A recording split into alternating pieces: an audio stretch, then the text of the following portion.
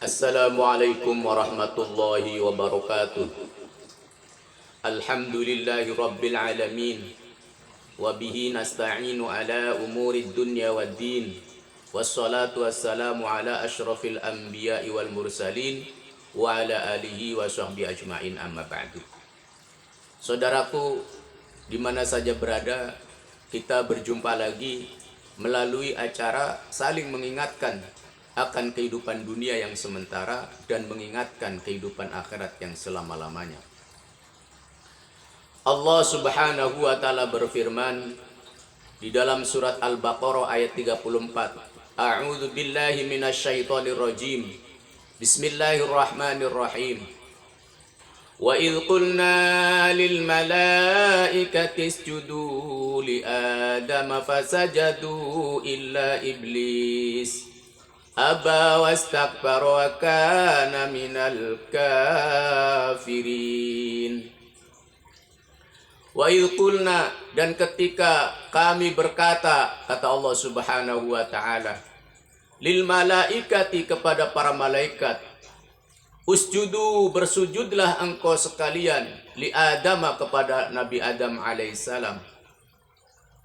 Fasajadal malaikatu kulluhum ajma'in, maka para malaikat itu serentak bersujud semuanya kepada Nabi Adam alaihissalam. Tentunya sujud bukan untuk menyembah Nabi Adam, tetapi lihurmatihi, karena menghormati Nabi Adam alaihissalam. Illa iblis, kecuali iblis tidak mau bersujud kepada Allah Subhanahu wa taala. Iblis aba, dia tidak mau, enggan, wastakbaro, dan iblis menyombongkan diri di hadapan Allah Subhanahu wa taala. Iblis berkata, khalaqtani min narin wa khalaqtahu min tin. Engkau ciptakan aku daripada api, sedangkan Adam diciptakan daripada tanah. Sedangkan api lebih hebat daripada tanah. Maka aku tidak mau. Wa kana minal kafirin, maka iblis termasuk orang-orang yang kafir. Jadi orang yang kafir itu adalah orang yang tidak mau mengikuti perintah Allah Subhanahu wa taala. Siapapun dia, mau iblis, mau jin, mau manusia, yang tidak mau mengikuti perintah Allah Subhanahu wa taala, berarti itu adalah setan, dan itu adalah merupakan orang yang kafir, yang dikutuk oleh Allah Subhanahu wa taala.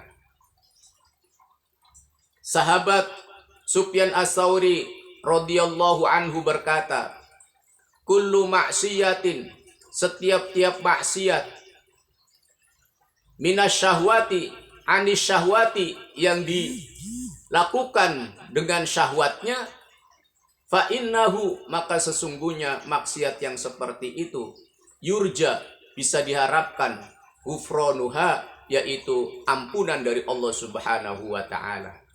Maksiat yang dilakukan karena sebab syahwatnya, karena sebab keinginannya, maka Allah Subhanahu wa taala ada harapan untuk memaafkan kepada orang itu bila orang itu minta ampun dan bertobat kepada Allah Subhanahu wa taala. Tetapi wa kullu maksiatin anil kibri, setiap-tiap maksiat yang dilakukan karena kesombongannya, fa innahu la yurja ghufranuha, maka sesungguhnya dosa yang dilakukan karena kesombongannya, maka tidak ada harapan dari Allah Subhanahu wa taala untuk mendapatkan ampunannya. Sebelum dia bertobat kepada Allah Subhanahu wa taala, dan sebelum dia kembali menjalankan daripada perintah-perintah Allah Subhanahu wa taala. Fa inna maksiyata iblisa, karena sesungguhnya maksiatnya iblis itu disebabkan kana asluhu minal kibri. Sesungguhnya maksiatnya iblis itu karena tidak diampuni oleh Allah Subhanahu wa taala karena kesombongannya. Karena kesombongannya. Jadi orang sombong kalau tidak bertobat kepada Allah dan tidak mau melakukan perintah-perintah Allah Subhanahu wa taala, seperti iblis itu, tidak ada harapan untuk dimaafkan, diampuni oleh Allah Subhanahu wa taala. Fazallatu sayyidina Adam, tetapi kesalahan Nabi Adam alaihissalam itu kana asluhu minasyahwati, karena sesungguhnya kesalahan Nabi Adam alaihissalam itu dilakukan karena keinginan syahwatnya, karena makan buah khuldi. Itu adalah syahwat, kemauan daripada nafsu dirinya. Ingin sekali karena digoda oleh iblis bahwa pohon khuldi itu adalah pohon yang mengekalkan, maka siapapun yang makan buahnya akan kekal di dalam surga. Maka Nabi Adam dan Siti Hawa tergodanya sehingga dia dengan nafsu syahwatnya, keinginannya untuk makan buah itu, maka dilakukannya. Sehingga kesalahan Nabi Adam alaihissalam karena syahwatnya, ada harapan untuk diampuni oleh Allah Subhanahu wa taala. Sehingga ketika Nabi Adam bertobat dengan mengucapkan doa, Rabbana atina fid dunya, Rabbana zalamna anfusana wa illam taghfir lana wa tarhamna lanakunanna minal khasirin. Doa minta diampuni. Kalau seandainya nggak diampuni, maka saya termasuk orang-orang yang merugi nanti di akhirat.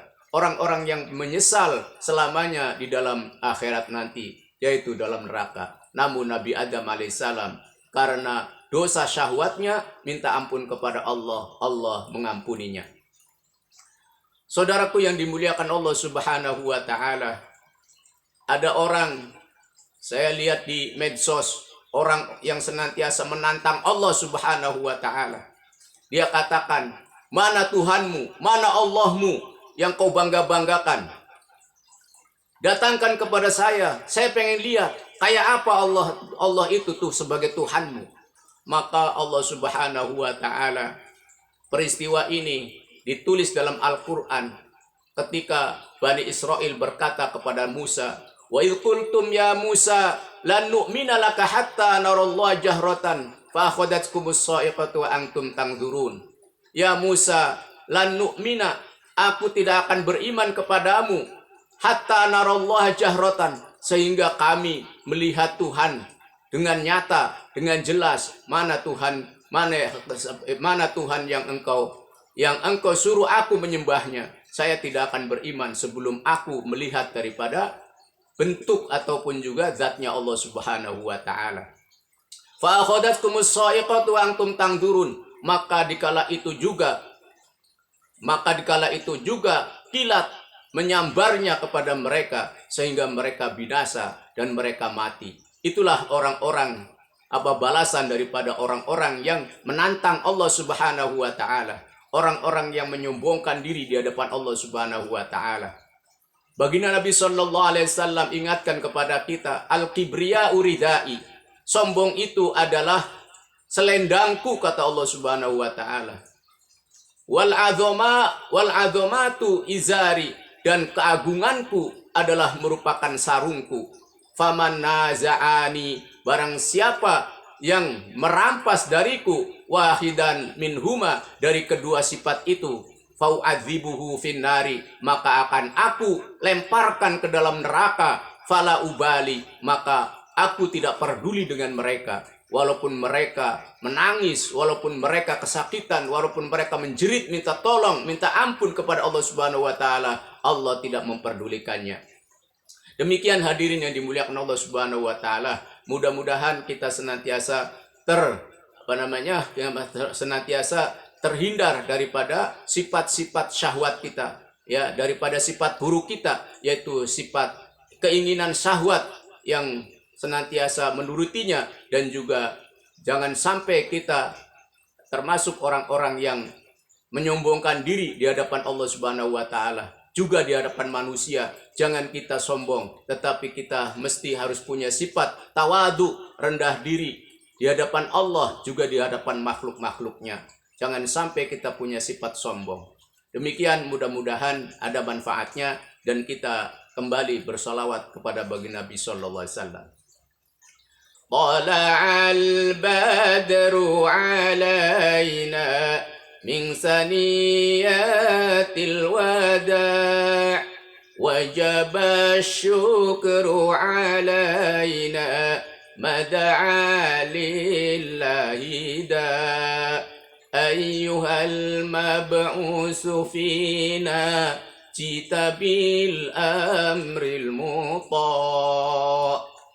Demikian, mari sama-sama kita tutup dengan membaca para majlis. Subhanallah bihamdihi, subhanakallahumma bihamdika, asyhadu an la ilaha illa anta, astaghfiruka wa atubu ilaik. Assalamualaikum wal afu minkum. Wassalamualaikum warahmatullahi wabarakatuh.